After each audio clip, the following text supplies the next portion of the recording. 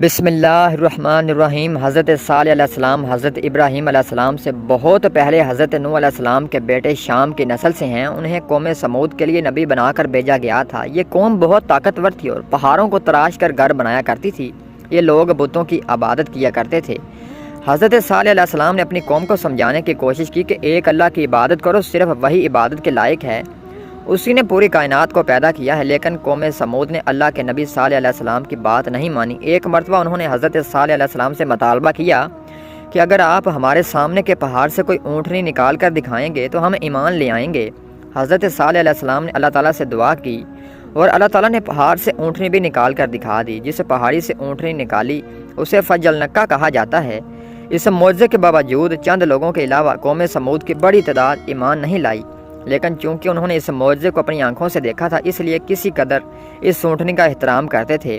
حضرت صالح علیہ السلام کے فیصلے کے بعد کنویں سے پانی پینے کی باری مقرر کر دی گئی۔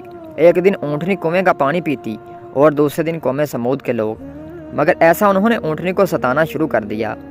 صالح علیہ السلام نے ایسا کرنے سے منع کیا، لیکن ایک دن قوم سمود کی کچھ شریروں نے اونٹنی کو مار ڈالا۔ حضرت صالح علیہ السلام سمجھ گئے کہ اب اللہ تعالیٰ کا عذاب نازل ہوگا۔ انہوں نے بتا دیا کہ 3 دن میں اللہ کا عذاب نازل ہو جائے گا۔ اس کے باوجود ضدی قوم نے توبہ کرنے کے بجائے حضرت صالح علیہ السلام کو قتل کرنے کا منصوبہ بنایا، جیسا کہ اللہ تعالیٰ نے سورہ نمل میں ذکر کیا ہے، لیکن اللہ تعالیٰ نے انہیں راستے میں ہلاک کر دیا اور ان کا منصوبہ وہیں دھڑا رہ گیا۔